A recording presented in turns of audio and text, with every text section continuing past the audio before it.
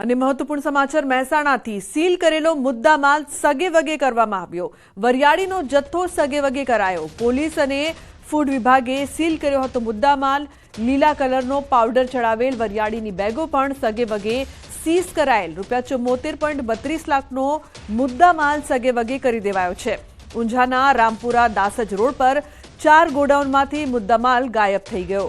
तो मुद्दामाल सगेवगे करीने गोडाउन पटेल रमणभाई नामना व्यक्तिने भाड़े पण आपी देवायुं। ऊंझा पोलीस मथके आ अंगे फरियाद नोंधाई छे। उल्लेखनीय छे के वरियाळीनो जथ्थो छे ते सगेवगे करवामां આવ્યો।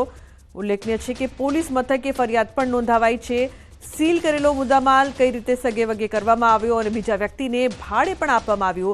वरियाळीनो जथ्थो छे ते सगेवगे करवामां આવ્યો છે। उल्लेखनीय छे કે છેલ્લા લાંબા સમયથી કઈ રીતે આ સમગ્ર ફેક્ટરી ધમધમી રહી હતી તે અંગે પોલીસ ફરિયાદ પણ નોંધાઈ છે અને વધુ તપાસ છે તે પણ કરવામાં આવી રહી છે। તો મહેસાણામાં સીલ કરેલો જે મુદ્દામાલ હતો, વરિયાળીનો જે જથ્થો હતો તે સગેવગે કરવામાં આવ્યો હતો।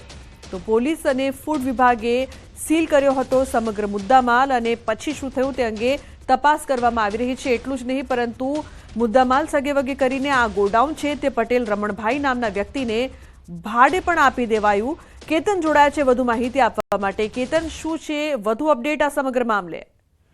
ચોક્કસથી લુગના જણાવી દઉં કે ઊંઝામાં થોડા મહિના પહેલા જે વરિયાળીનો શંકાસ્પદ વરિયાળીનો જથ્થો ઝડપાયો હતો, ત્યારબાદ પોલીસ અને ફૂડ વિભાગ દ્વારા આ જથ્થો હોય છે તેને સીઝ કરવામાં આવ્યો હતો। પરંતુ હાલમાં ઊંઝા પોલીસ સ્ટેશન ખાતે આ મામલે ફરિયાદ નોંધાવવામાં આવી છે કે પોલીસ અને ફૂડ વિભાગે જે સીલ કર્યો હતો મુદ્દામાલ છે તેને સગેવગે કરવામાં આવી છે। ચોખ્ખી વરિયાળી, વેસ્ટ વરિયાળી, પેકિંગ વરિયાળીનો જે જથ્થો હોય છે તેને સગેવગે કરવા મામલે ફરિયાદ નોંધવામાં આવી છે। લીલા કલરનો પાવડર ચડાવેલો વરિયાળીનો બેગો, આ તમામ વસ્તુ હોય છે તેને સગેવગે કરવામાં આવી રહી છે।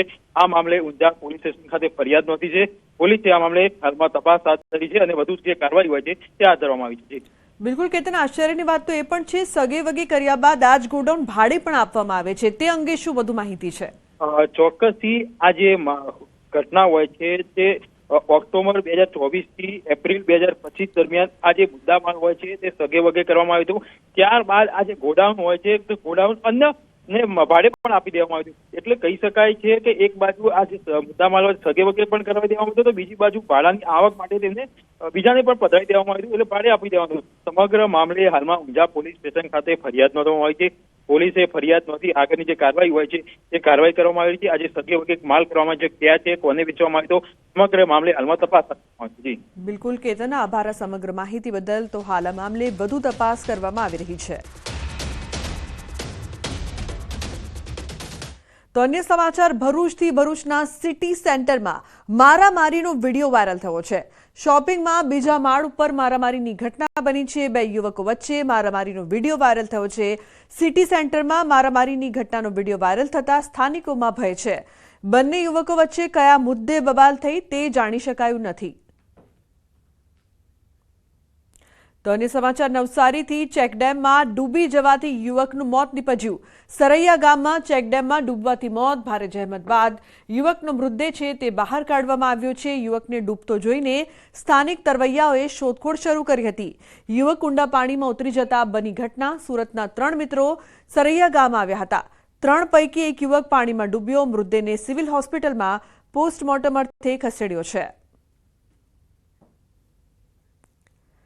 તો ગીર સોમનાથમાંથી ફરી જુગારધામ ઝડપાયું છે। ગીર પલ્સ ફાર્મ હાઉસમાં ચાલતા જુગારધામ પર પોલીસે દરોડા પાડ્યા છે। પોલીસે બાતમીના આધારે રાજકોટ, જૂનાગઢ અને અમરેલીના જુગારીઓને ઝડપી પાડ્યા છે। પોલીસે ફાર્મ હાઉસના સંચાલક સહિત 17 જુગારીઓને ઝડપી પાડ્યા।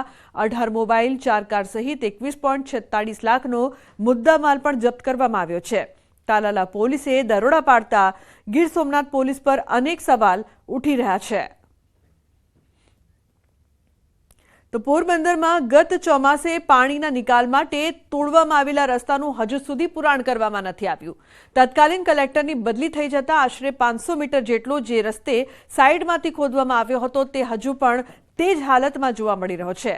રસ્તાની આસપાસ ખોદેલ ભરતીના ઢગલાઓનો ખડકલો જોવા મળી રહ્યો છે।